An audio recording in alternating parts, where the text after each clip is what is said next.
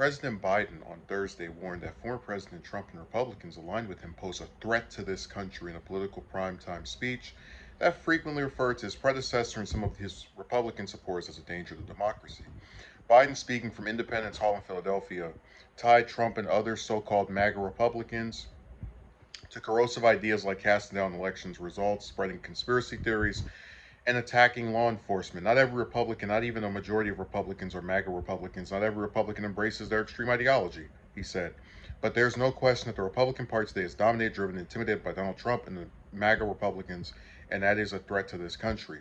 The president portrayed Republicans aligned with Trump as a threat to the right to have an abortion, contraception, and privacy, and accused the GOP of seeking to take the country backward. I believe America is at an inflection point, one of those moments that determine the shape of everything that's to come after, Biden said, urging Americans to fight for democracy in 2022 and beyond. While White House officials insisted Thursday's night speech would not be political in nature, Biden levied multiple criticisms of Trump and Republicans while rounding out the address by touting his policy wins on issues like police funding and the pandemic, and contrasted his vision for the nation with the GOP. He also called on Americans to vote. Trump's Thursday's speech served as an encapsulation of Biden's midterm message as he increasingly frames November elections as ones that will determine whether the country slips towards authoritarianism. So, I want to go over a couple of things because there's a lot of loaded stuff in these quotes. I didn't watch the speech because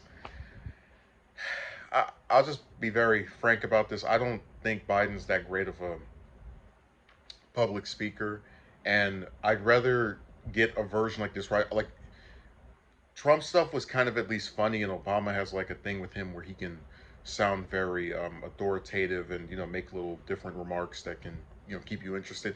With a lot of this stuff, I'd rather just read it because I don't find um, them to be that appealing. So when he says not every Republican, not even a majority of Republicans are MAGA Republicans, well, from what I understand, the MAGA Republicans are the ones that support Trump, and a majority of Republicans, and you can go look at it, you can type this in on Google if you don't believe me, support Trump, voted for Trump both times. So if you want to say not all of them are MAGA Republicans, sure, that's obvious. But I feel like he's trying to do his independent thing where he doesn't want to completely alienate those like two Republicans that are going to vote for him in 2024 if he's the nominee.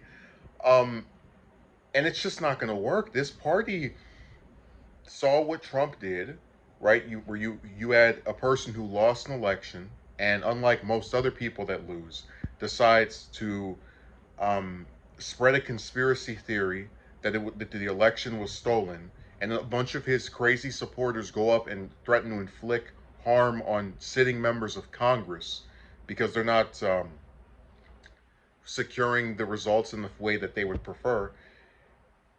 I don't understand why we can't just call a spade a spade. This is a political figure who did something that almost no other person in no other major political figure in U.S. history has ever done, which is after losing an election, spread an unfounded claim that it was stolen, and then try to get and then have a bunch of their supporters in this environment do something like that while refusing to condemn or call it out for being what it was, an attempted coup.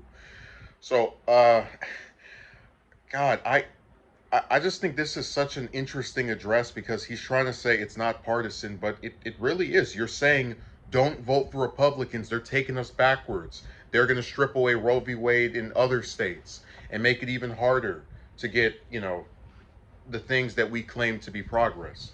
So I think I don't want to say the White House, but they mischaracterized this. This was a political speech. He's trying to make sure the Democrats can at least keep majorities in both chambers. I don't think they're going to get a bigger majority in the Senate, other than maybe by like one or two seats if they're lucky. Um, but this was political, and I wish you would just own up to it. Say, hey, look, I think if you vote for Republicans, you're voting for rescinding progress. Just say it like that. You don't need to sit here and act like, just I wish people in these offices had some more spine. Like, just say, hey, look, this person did something that was awful, that was evil, that was unprecedented, and if you vote for this, you're part of the MAGA Republicans that want to take things backwards. And that's why I said Biden's biggest problem for me has always been that he tries to be this moderate when you're not dealing with moderate Republicans. These are extremists going up and threatening to assault or murder members of Congress because they won't vote for an election the way you want is extreme. God, and when a majority of the members of that party vote for um that person, and not only that, but are still saying that they support him after that, that's extreme. There is no moderation. There is no, not all of the not a majority of them. There are some that didn't vote for him for that reason, and there are some that were disgusted, but it's not enough. You just have to call it what it is. These people are they're totally fine with this type of stuff.